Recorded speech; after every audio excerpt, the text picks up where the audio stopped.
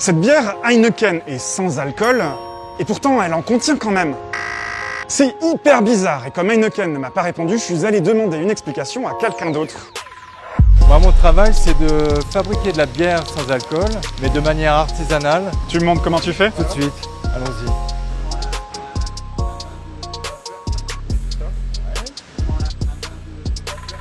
Il faut agir sur la température de l'eau, c'est-à-dire des températures assez hautes par rapport à un brassage d'une bière normale.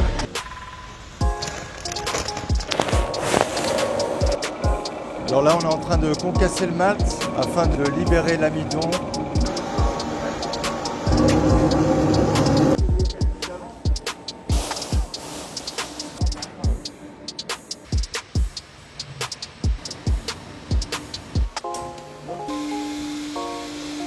Donc ça, c'est la sortie. Hop. Et ça repart dans le fermenteur là-bas. Dans une bière normale, les levures se nourrissent du sucre pour pouvoir fabriquer de l'alcool. Et cette levure, en fait, va utiliser que certains sucres et va donc délivrer beaucoup moins d'alcool que d'autres levures.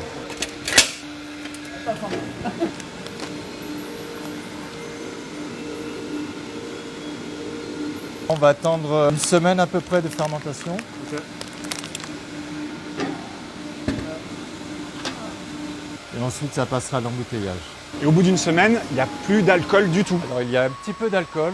La dénomination bière sans alcool est réservée à la bière qui représente un titre alcoométrique acquis inférieur ou égal à 1,2% en volume. Par rapport à cette loi, donc, on est obligé de vérifier nos titres d'alcool dans nos bières. C'est notre bière blanche, une bière sans alcool. Okay. Et le titre alcoolique en dessous de 0,5.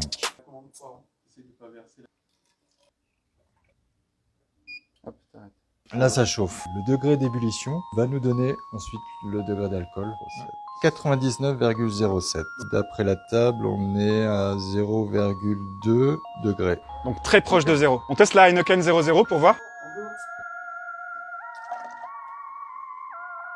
On est à 99,69. On est à moins de 0. La machine a une marge d'erreur de 0,1. Le degré d'alcool de l'Heineken 0 est vraiment très proche de 0. On verra à la fin de cette vidéo si, au niveau du goût, la Heineken sans alcool peut rivaliser avec sa version avec alcool. Mais en attendant...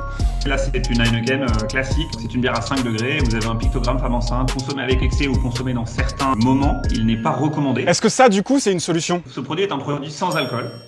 Comme tout produit sans alcool en France, il a moins de 1,2 degré d'alcool dans le produit. Là, vous êtes sur la catégorie des bières 0,0. Les brasseurs ont réussi, la plupart du temps les grands pour des questions techniques et technologiques, à atteindre ce 0 ou ce 0,00 quelque chose. Pour arriver au niveau d'alcool d'une seule bouteille Heineken ordinaire, il faudrait donc boire au moins 166 bouteilles de la version 0,0.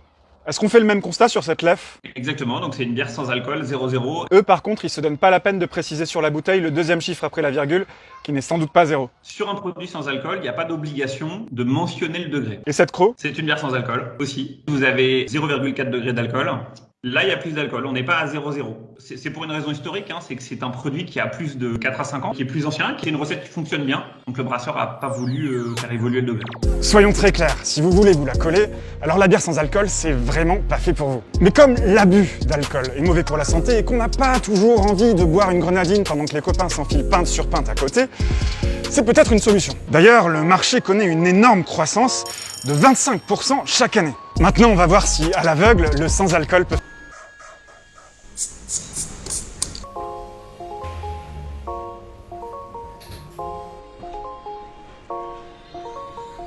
Juste à simple vue, je pourrais pas te dire qu'elles n'ont pas d'alcool.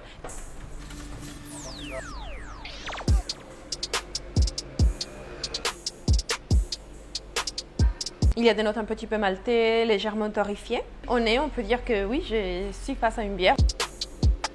Il y a même une petite touche de miel, genre miel d'acacia, assez sympa. C'est drôle, je ressens à nouveau ce côté miel. Elle mousse beaucoup plus que la précédente en bouche, mais en termes de goût, je pourrais pas te dire que c'est une bière. C'est fou le nez. Il y a des notes un peu de fruits tropicaux. Ce côté exotique, il me dérange un peu. Ça mousse en bouche, il y a des petites pétillances et même des amers à la fin. Et c'est plutôt plaisant au nez.